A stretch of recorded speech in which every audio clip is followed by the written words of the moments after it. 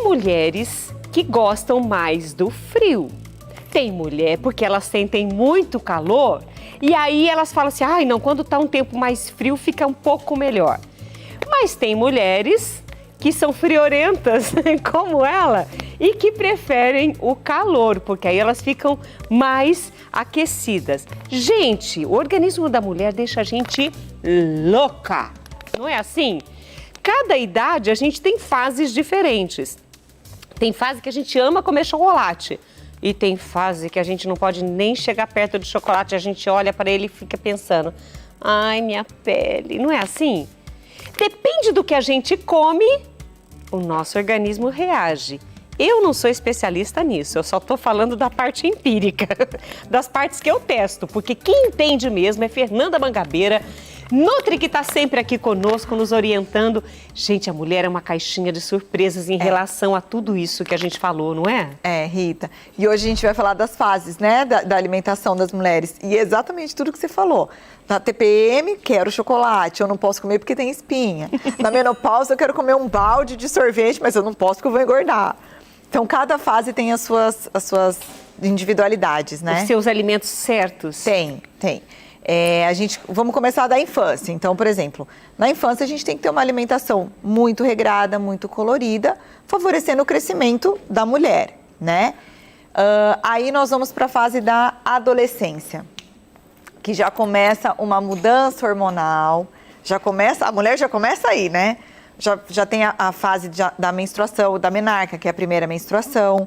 Então, já altera um pouco todo esse ciclo hormonal.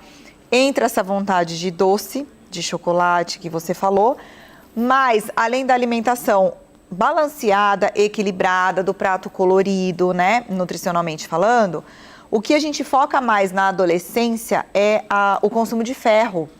Antes até de entrar na adolescência, eu quero voltar na infância um pouquinho.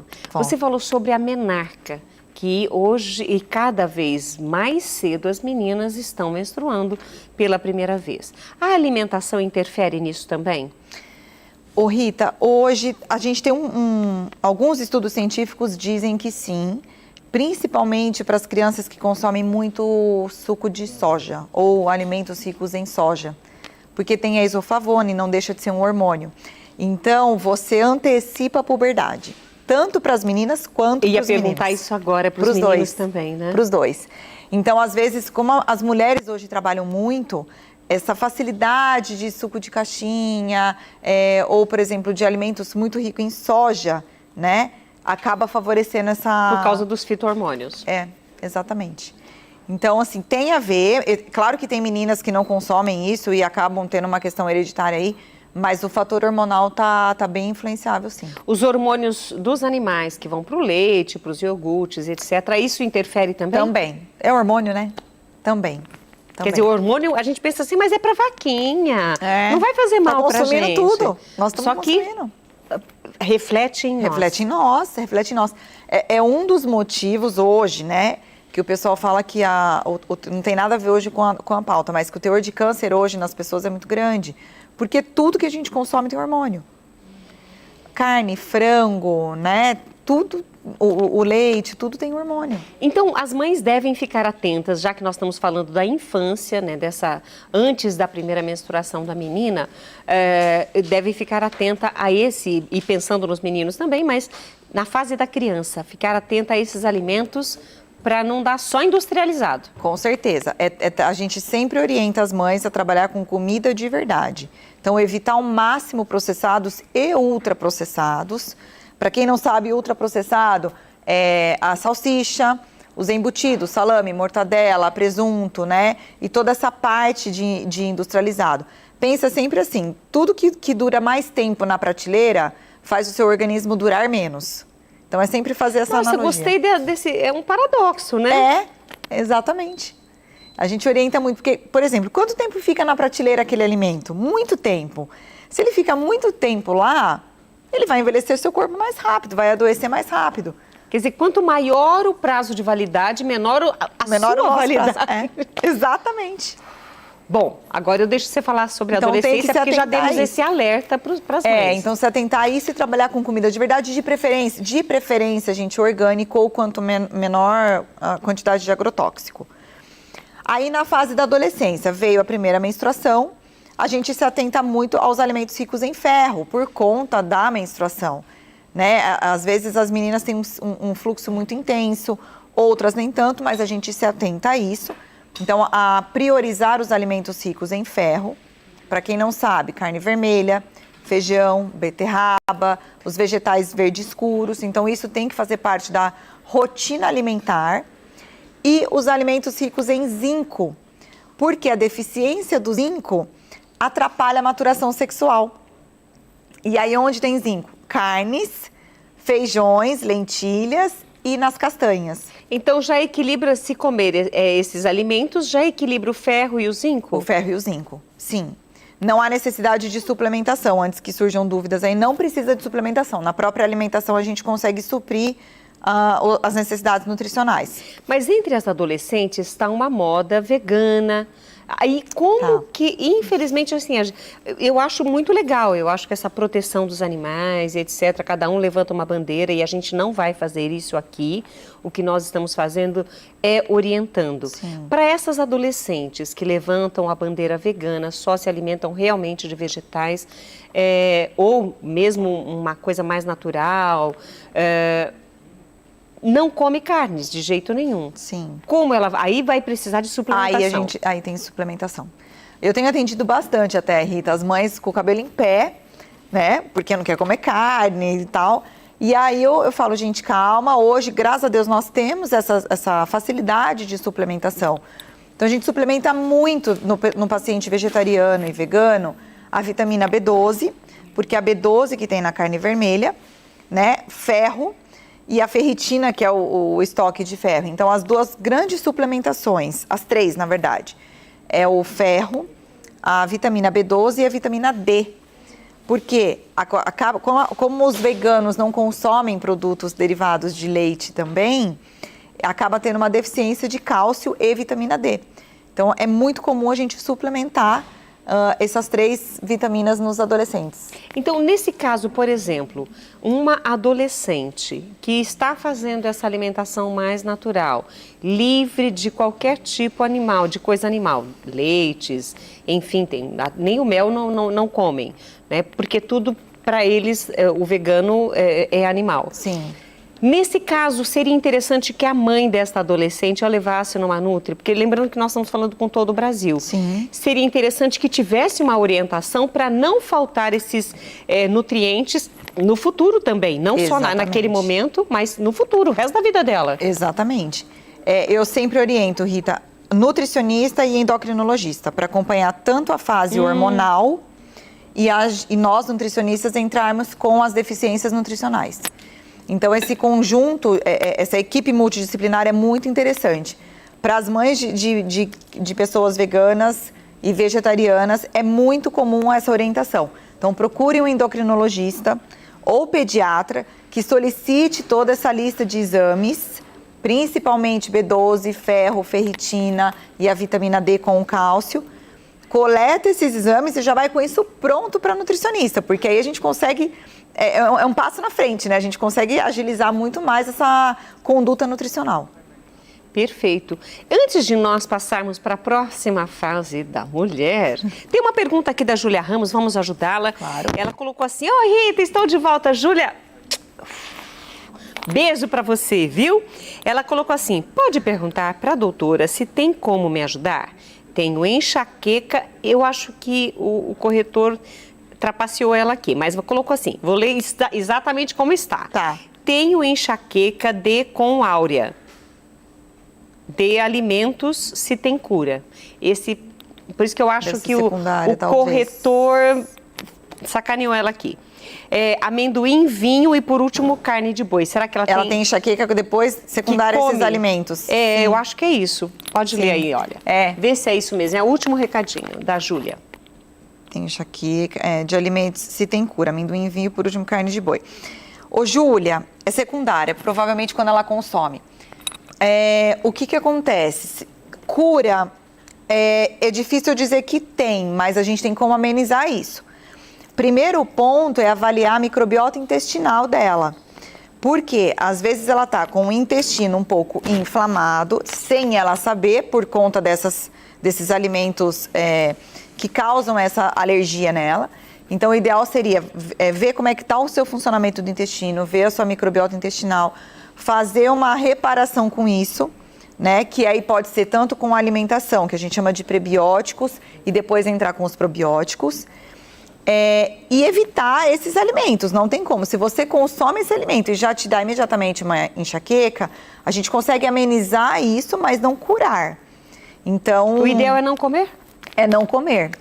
Ou quando ela for comer, tomar algum antialérgico ou alguma coisa para ajudá-la. Agora com o vinho, tadinha. Nem um vinho, Júlia, a gente estava falando hoje, né, Rita? Nossa, a gente estava falando de vinho hoje. O amendoim é alergênico, mas o vinho, tadinha, não pode. Oh, meu Deus. E a carne geralmente é um fator inflamatório e provavelmente é mais uma questão intestinal. Então, será que o vinho é por causa do álcool? Porque será que o suco de uva também daria o mesmo efeito? Então, ela não falou, né? Ela não falou.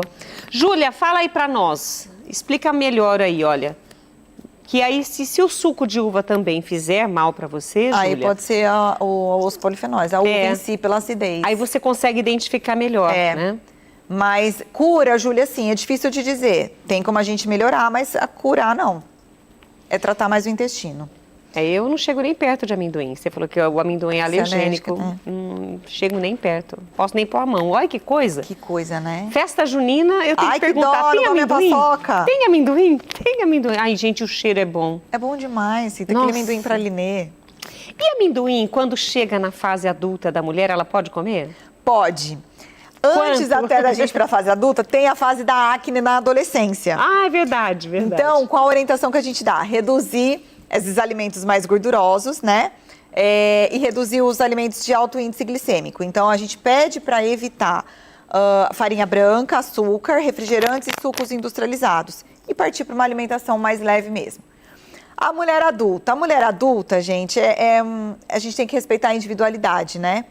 Então, por exemplo, o amendoim, para umas faz muito bem, porque ele tem as gorduras boas, né? Ele tem as gorduras que trazem benefícios para a nossa saúde, assim como as castanhas. Mas ele pode causar para algumas mulheres uma produção excessiva de acne, por conta do teor de gordura. Que nem hoje tem a pasta de amendoim, que a gente utiliza muito para quem treina. E aí as mulheres reclamam muito da pele mais oleosa, da questão da acne. Então, a gente tem que individualizar isso. A fase da mulher adulta é uma fase que a gente tem que dar de tudo e, para algumas, entrar com a suplementação. Então, respeitar cada um com a sua individualidade. Por exemplo, você é alérgica a amendoim.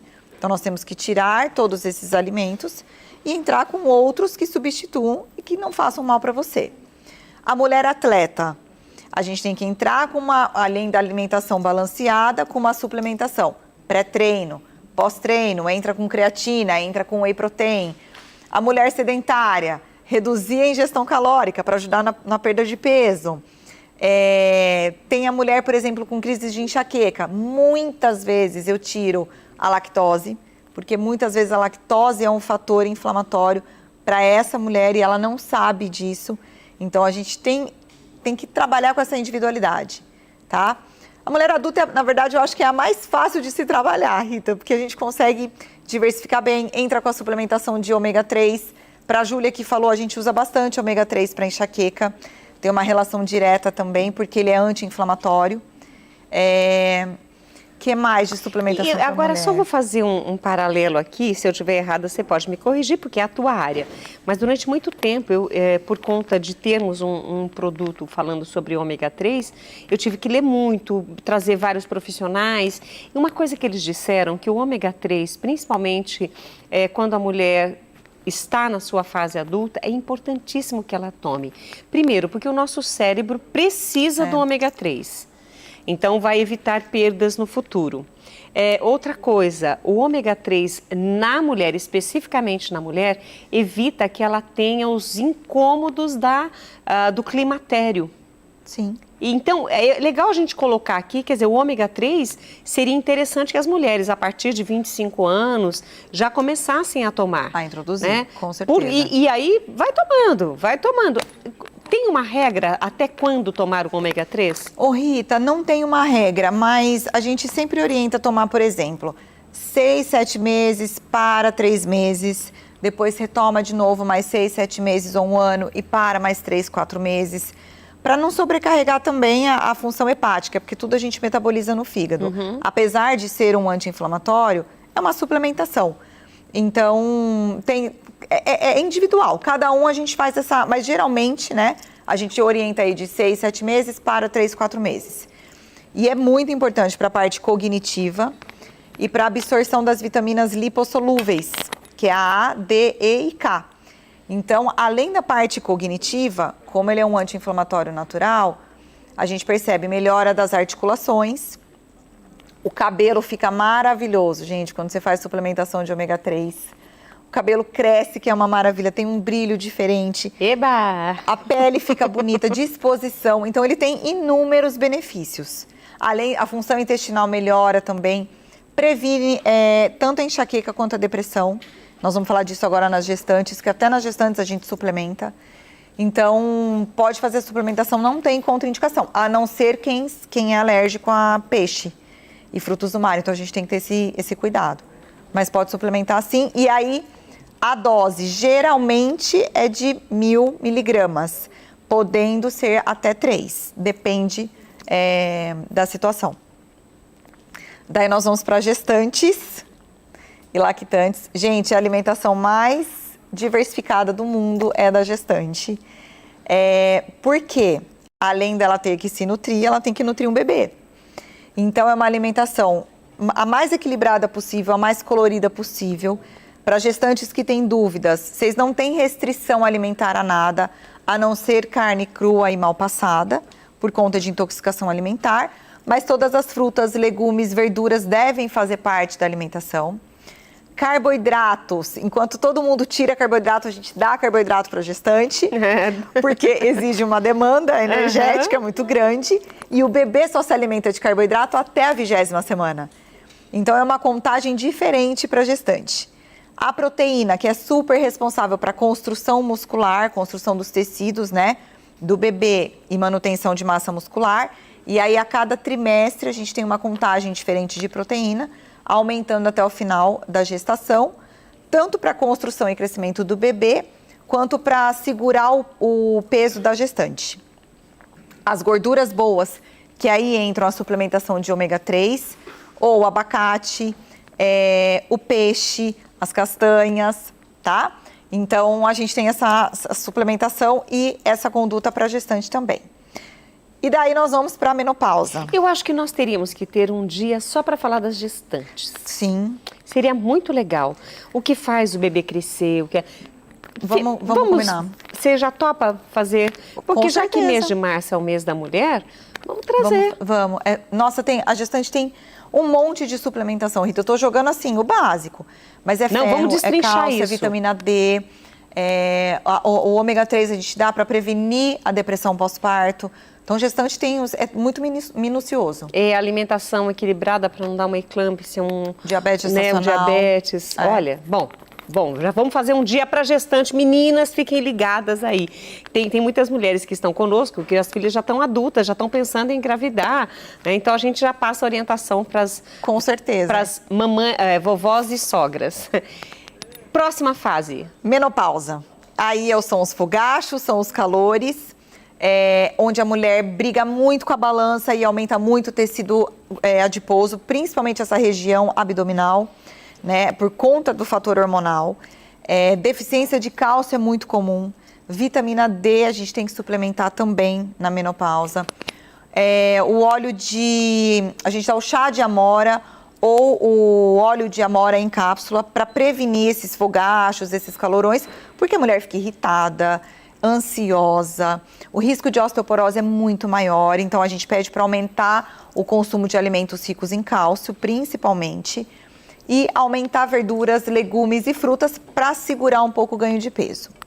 E depois aí vem a terceira idade, gente, que aí A gente pede para consumir alimentos mais cozidos, comida mesmo também de verdade, não entra muito com suplementação. E pede atenção apenas ao intestino, porque na terceira idade a gente fica mais constipado, porque o idoso não bebe muita água, não tem sede, ele não tem um gasto energético. Então a gente pede para controlar mais o intestino, né, com a ingestão de água, de chá e alimentos mais cozidos, porque muitos deles, às vezes, têm prótese dentária, então não consegue pegar a carne mais dura e a salada. Eles têm às vezes, a deglutição um pouco comprometida. Mas de suplementação é isso, de alimentação é isso. Conversamos com a nutricionista Fernanda Mangabeira, que orienta muito a gente aqui. A gente fica sempre ligada naquilo que você fala e é sempre um prazer tê-la aqui conosco. Eu adoro estar aqui com vocês. Sou sua fã, né, Rita? Você sabe. Parabéns pelo Dia da Mulher. Obrigada, igualmente, para todas vocês, viu? Feliz Dia das Mulheres. Não, ela tá falando assim que é minha fã. Eu sou fã ela dela. Ela é demais, gente. Eu sou fã dela. Ó, só fechando da Júlia, que ela disse que tem uma lista de alimentos, mas ela disse assim que a filha dela mora na Suíça e quando ela vai para lá não pode tomar vinho, não pode tomar nem suco de uva, ela não chega nem perto. Ô, Júlia, manda para mim um direct no Instagram mais detalhado que eu te ajudo sim, tá bom? Fernandinha, um beijo. Um beijo.